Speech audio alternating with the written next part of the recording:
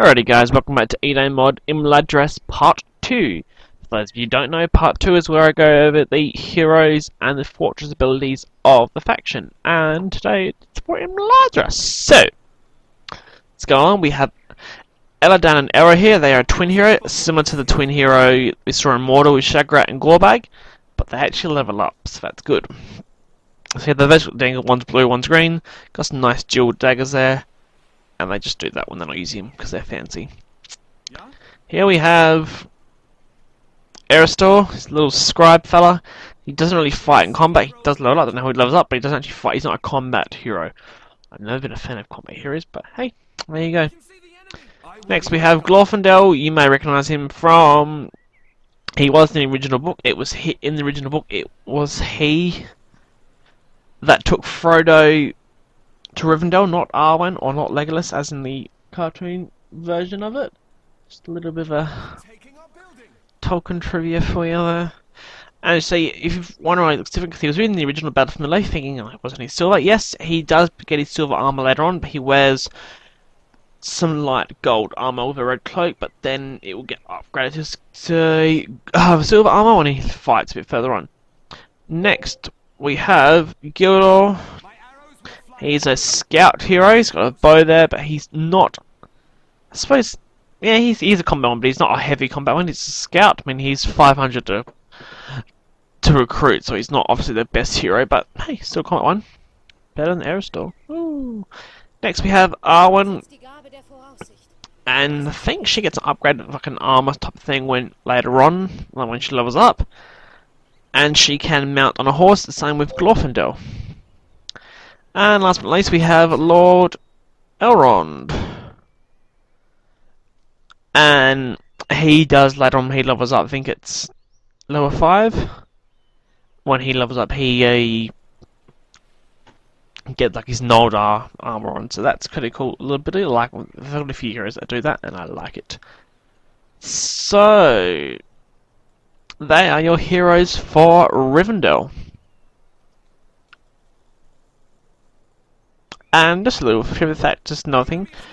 That sword that Arwen's got there and the sword that Elrond has, technically they shouldn't both be there because it's actually the same sword.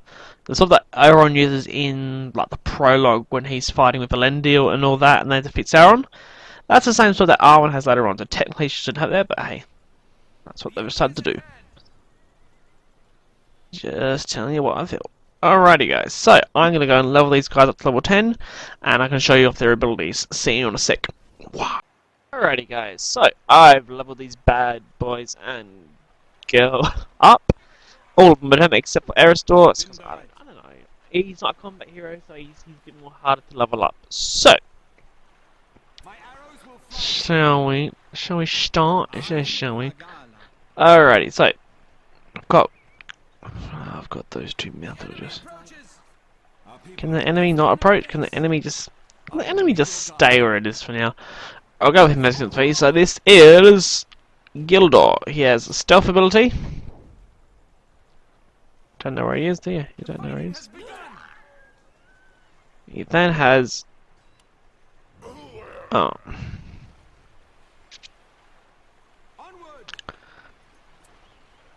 he then has this cripple ability almost.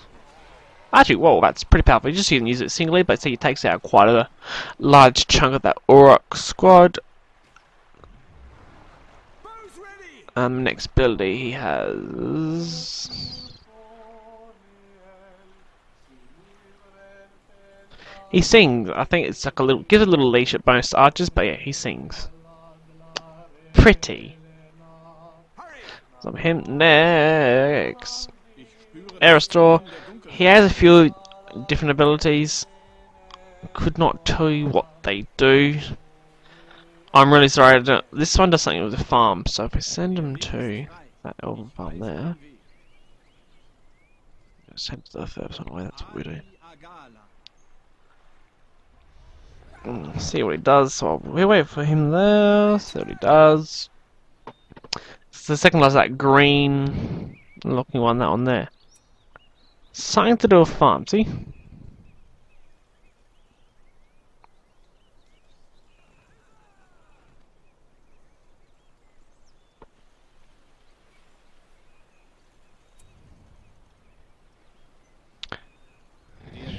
Not doing anything.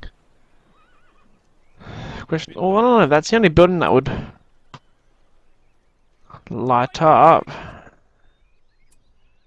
Farm. Farm. Nope. I don't know. Maybe it levels up a farm, but I can't level up a farm because they're already leveled. Who knows? If we know you've done you. Let's go to Ellen, Dad, and Arrow here. So they're twin hero, remember?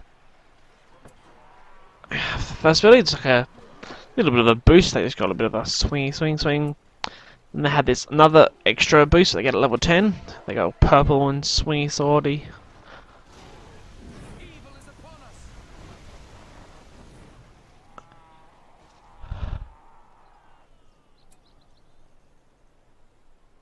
It's like a little leadership bonus, which they get there when they're next to Elrond, or when they get Aaron. So, that one there, like a little critical strike that they can use. So, moving on. Let's go R1. First ability she can mount. This second ability she does that, and that heals any heroes nearby.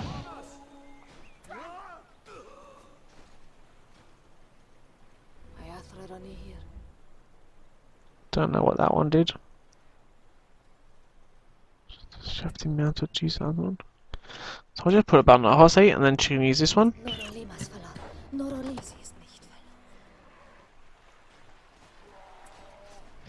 Last one. And she can summon Aragorn as her level 10 ability. She can summon her pretty boy Aragorn. Who is not on a timer, by the way. I did not know that.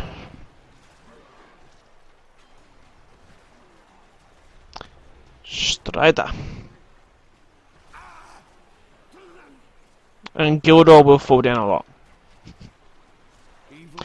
Next is Glorfindel. He can mount. He then has this ability here. Gives him a bit of a boost with his sword. And there's the sunlight one, which will stun enemies. It's more effective against orcs and urks.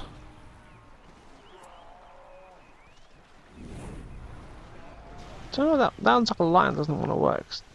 And level 10 ability, which he has, is like a sun flare thing, so blurg. And when he's mounted he gets an extra ability. I think one of his abilities gets replaced. That one, the sword one, gets replaced with the horse one instead.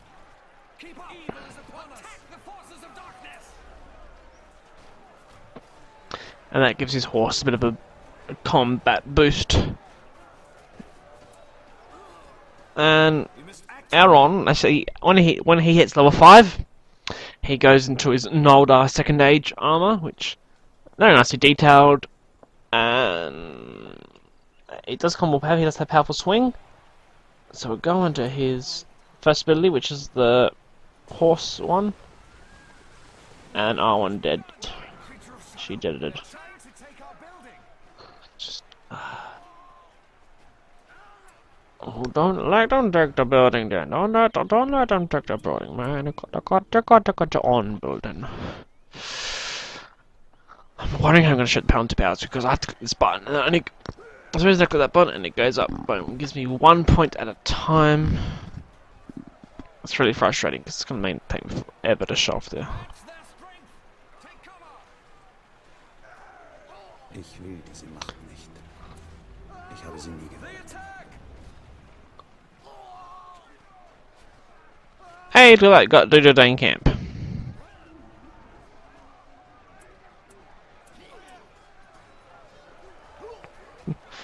Never knew Arwen had that ability, so that's my apologies for that one.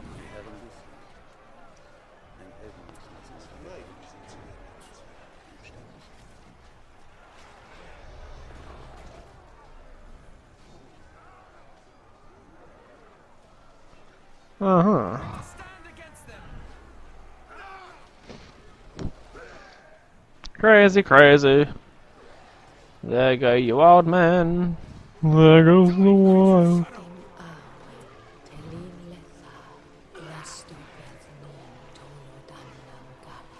Alrighty, back to Elrond, sorry.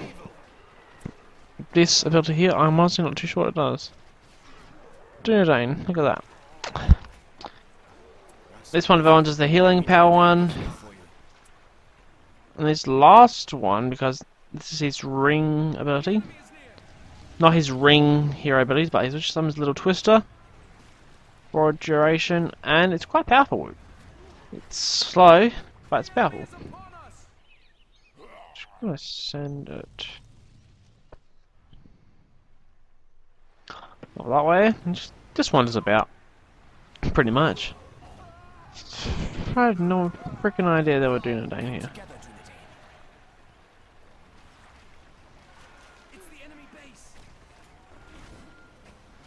Shows you how much I played this faction. Well, actually played it and played it through to the full.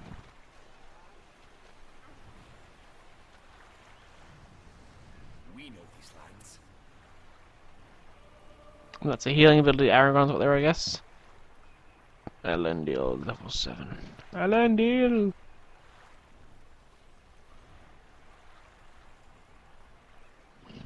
Remain calm now. The enemy's close.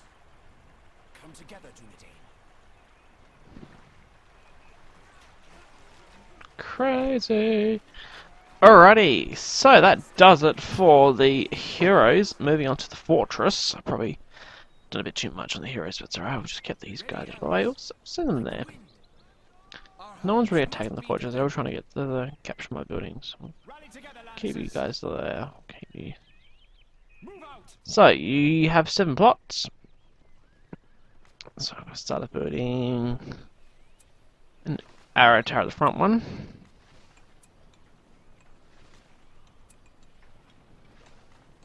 Arrow tower back. So you got your arrow towers, and then this one at the back is the floodgate, and pretty much when an enemy's going near, it will open up, and like, you know, the water horses from the they'll just charge out like a bit of a radius thing. There's that. And these ones here, they're like a catapult, but it's like an elemental catapult. I think I've got a light guy on this side, and then there's a fire guy on that side. That reminds me, I forgot to show you guys in the normal units. These are like pretty much your artillery, I guess. You have wind, fire, water, and light, and essentially they're just like your artillery. Mystical artillery. It's crazy, I know, but that's essentially what they are. Alright, but then just that, and then you build this here, and you plonk it down, and you can pick which one up, but you can only have one of each at a time, I think. Or, no, you can have as many as you want, but they've got quite a high population cap. So, 4 arrow towers, a floodgate, and an elemental either side. And you can have a wall hub if you want, but I don't like wall hubs. And with the forge, the mist, the moat, the fountains.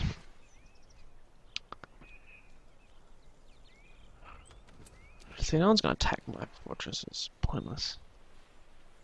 And I haven't forgotten, when I've finished doing the last faction, which is Arnor, once that's up, I will start doing the Ally series, which is, I'm still doing Edain MOD, but I'll be going through the ally units and ally heroes that you gain through... Oh my god. That you get for the inns, because each faction has its own set of enemies you get through the inns, so that'll be fun.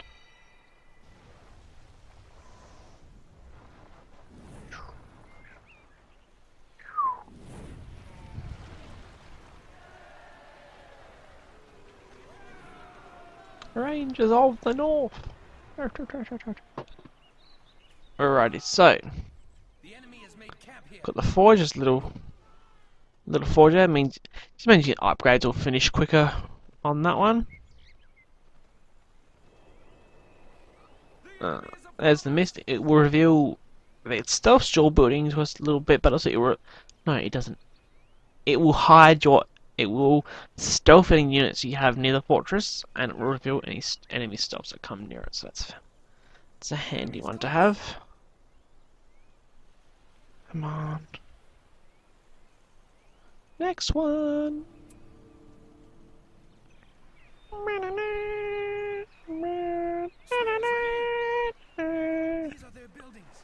I think I got my character in the sound my forces in. Keep your senses. Come together, Dunedain. Ah, Dunedain Swordsman, obviously. Neat. So if you want Dunedain, build that. Du hast ein wackeres Herz, kleiner Hobbit. Alright, here we have the Crystal Moat. It works a similar way as the Lava Moat of Spike Ring from the Goblins of Mordor. So, it means enemies can only take the front. And next we have the Swan Fountains. I'm unsure what they do again. I should know that because they're from the original. And now we have that. We can build the Eagle's Nest. We can see the enemy. We can see the enemy. Oh no! It's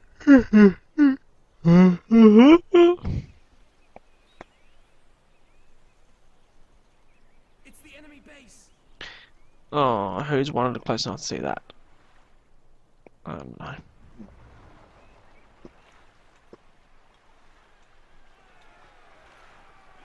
What's that?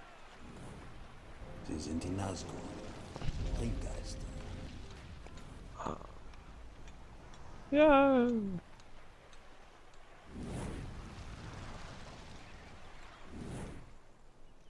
Alrighty. Eagle's Nest is built. Once the Eagle's Nest has been constructed, Enemy is near. you can summon one last hero, which is Guahia, who is the Eagle Lord. He honestly doesn't get many abilities. I think he has one ability which allows him to summon 2 more eagles. So, I'll just snip it forward a bit and just get to show you him a little bit. Alrighty, welcome back. So, Guahia is, These are their buildings. well, here.